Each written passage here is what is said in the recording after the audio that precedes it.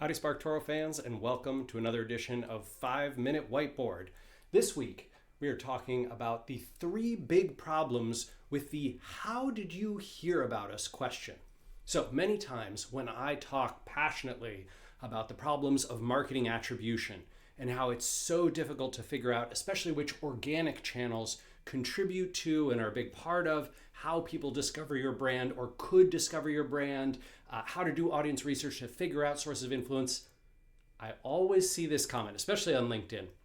There's always someone in the comments who says, "That's why, Rand, we use 'how did you hear about us' at the end of all of our checkout processes so that we can find out how people really learned about our brand. And then we use that data to inform our marketing efforts."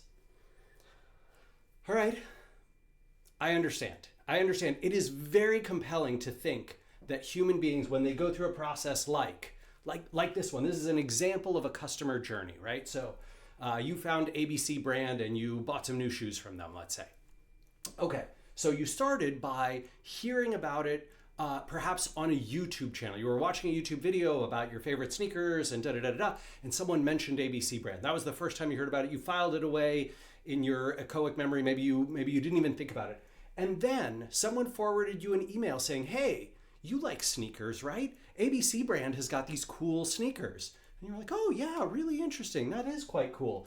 And so later you Googled the kind of sneakers that you're interested in, and ranking somewhere in the top 20, maybe on page 2 even, because you didn't like the results on page 1, or in the image search results, you saw ABC brand and you were like, yeah, ABC brand, I've heard of them. I have some positive association with them. And so you went to their website and you checked out and you bought, and then they asked you, "How did you hear about us?" And what did you say? I bet you said Google.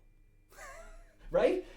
Because the person on YouTube who talked about it, and that person who emailed you the forward, and maybe all the other content you consumed, that isn't what you remember. The 3 problems with "how did you hear about us" are, number 1, human memory is fallible, it's incomplete and inaccurate. This is why in so many trials, when they analyze people who've taken the stand, witnesses who've taken the stand in serious cases, they find that their memories are not reliable witnesses, right? They don't work. The second one is, which time when I heard about you? Do you mean when I first heard about you? Do you mean the thing that convinced me to buy from you? Do you mean how did I hear about you on this particular journey? And folks who answer those surveys are not going to know which one you want and which one you mean, and you might not even know which one you want and mean. You probably want all of them, and yet when you ask, "How did you hear about us?" there's no way you're going to get that complete answer. And the third one, this one's critical. Even if you don't believe these first 2, even if you think people are perfect, in enough groups, we're going to get enough data,